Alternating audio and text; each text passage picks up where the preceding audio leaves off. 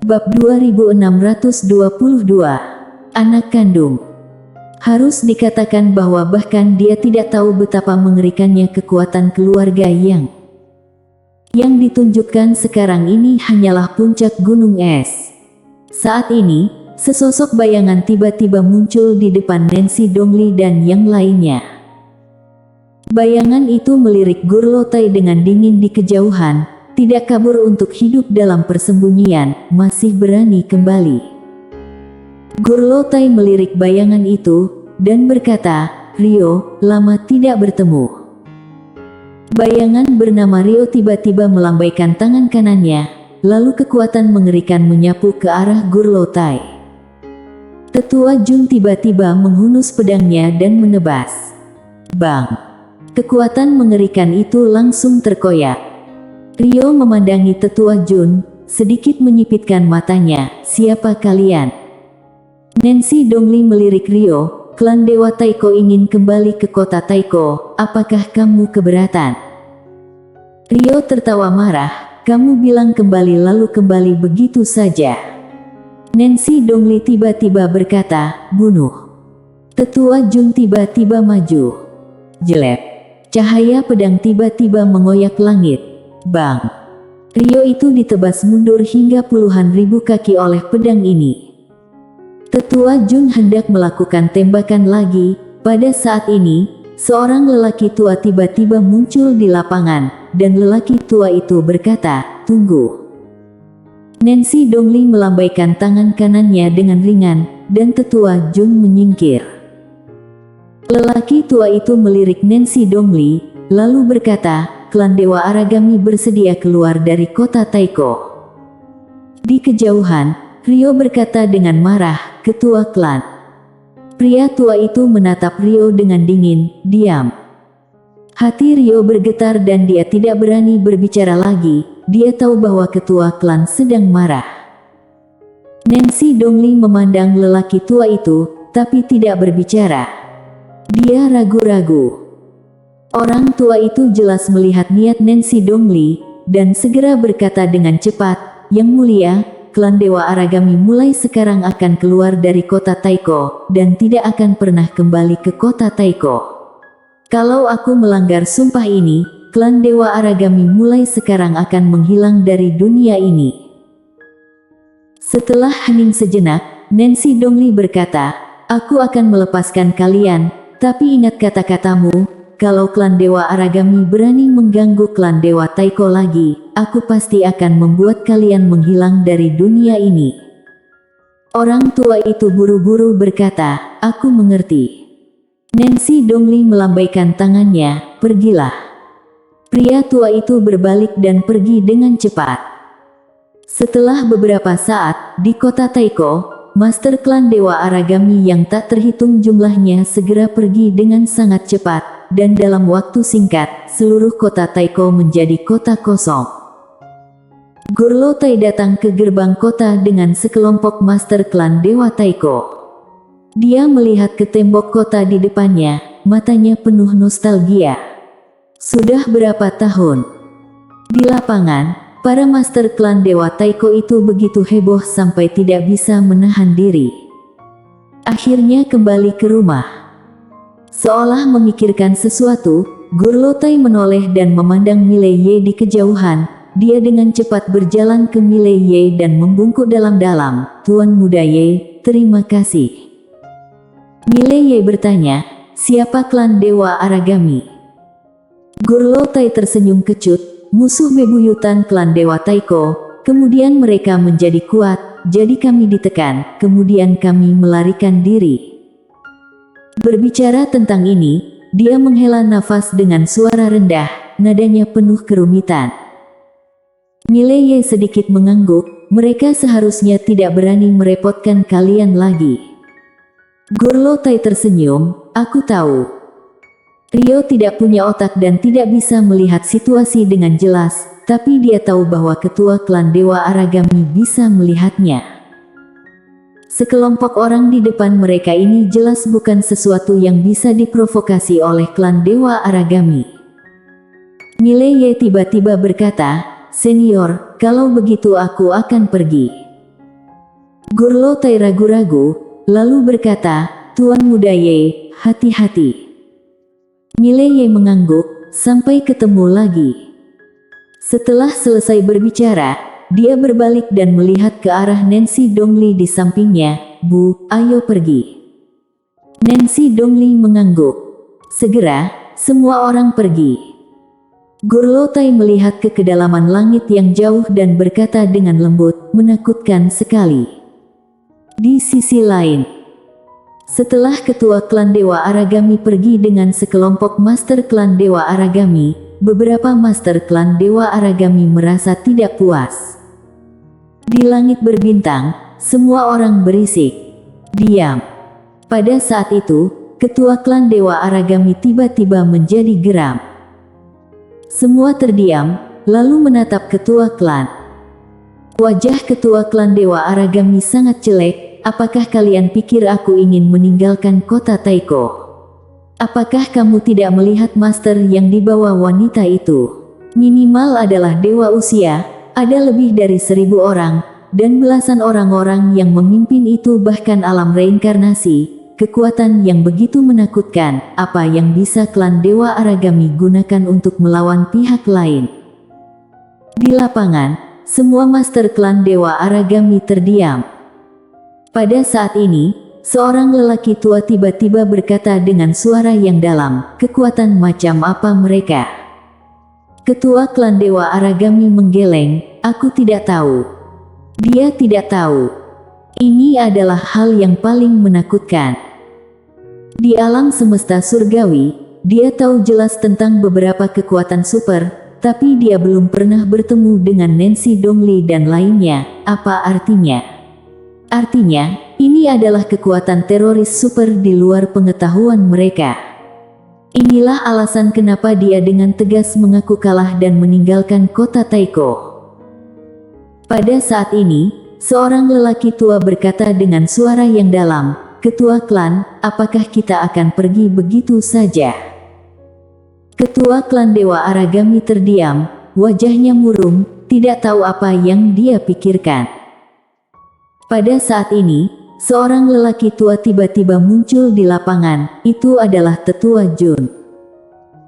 Melihat Tetua Jun, ketua klan Dewa Aragami sedikit mengernyit. Master klan Dewa Araga yang ada di lapangan semuanya berjaga-jaga.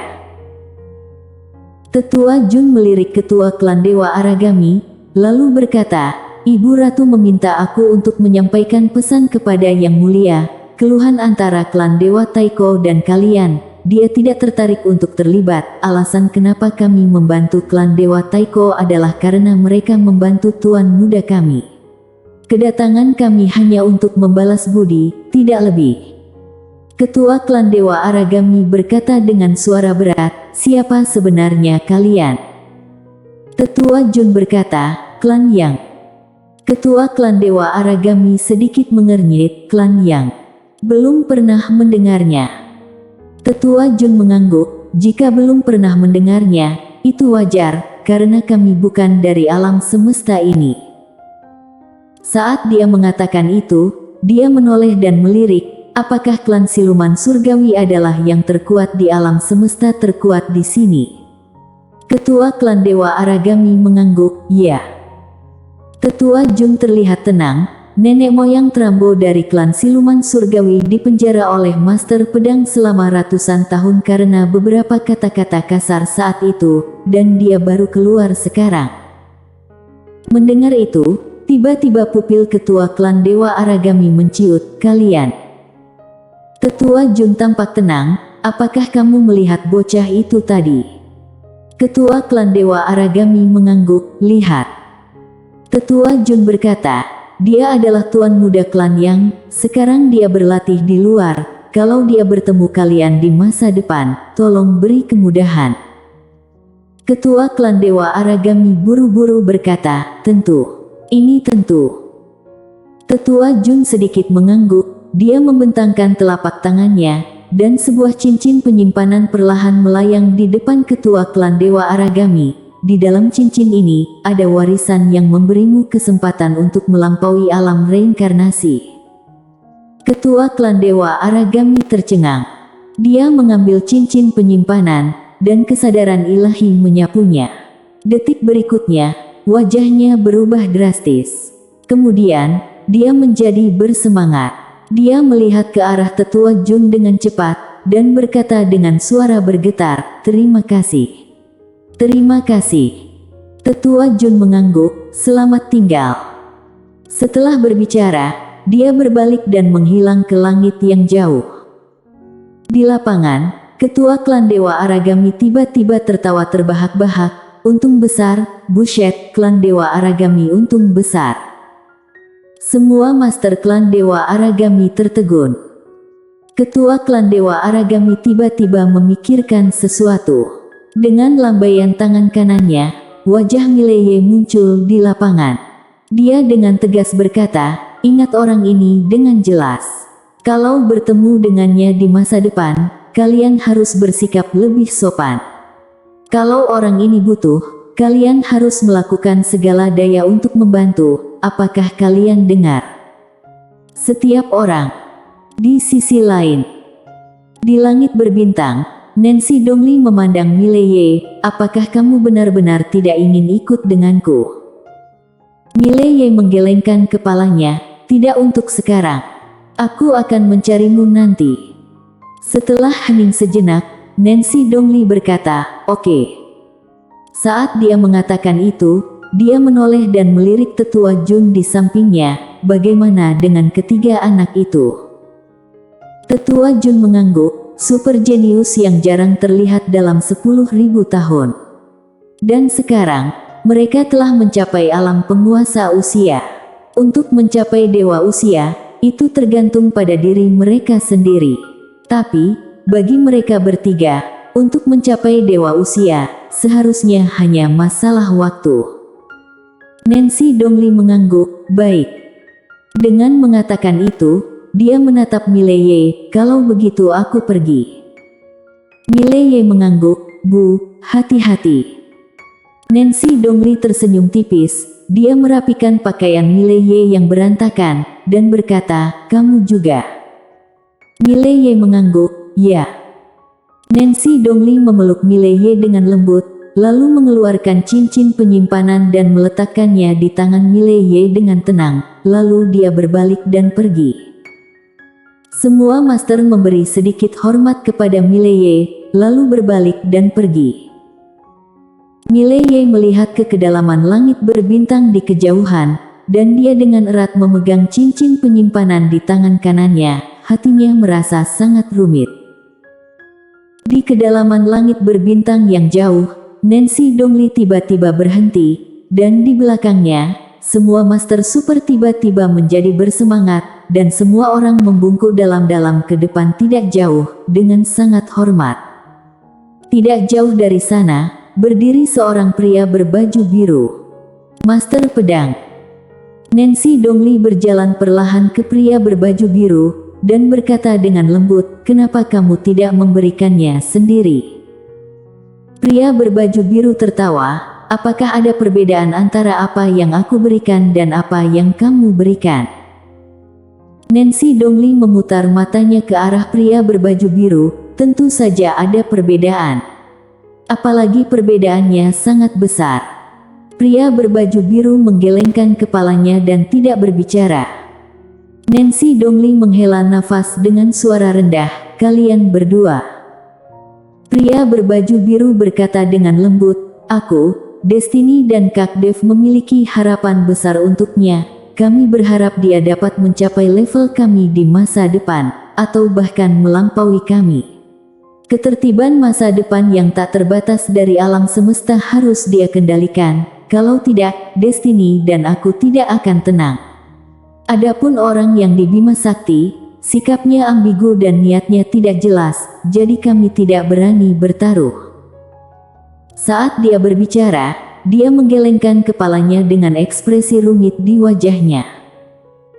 Nancy Dongli berkata dengan suara yang dalam, "Tidak bisakah kamu membunuh pihak lain?" Pria berbaju biru tertawa, "Bisa. Tapi pasti bukan sekarang." Nancy Dongli sedikit bingung, "Kenapa?"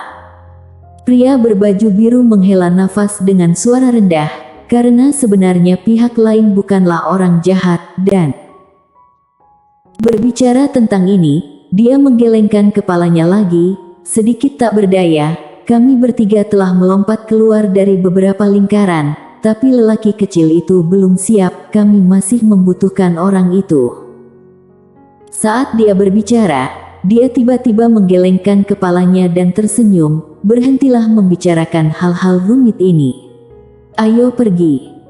Nancy Dongli tiba-tiba berkata, karena kamu ingin melatihnya, kenapa kamu meminta kami untuk membantunya? Pria berbaju biru melotot pada Nancy Dongli, aku ingin melatihnya, tapi aku tidak ingin membunuhnya. Oh, apakah kalian benar-benar mengira dia bukan anak kandungku? Nancy Dongli bersambung.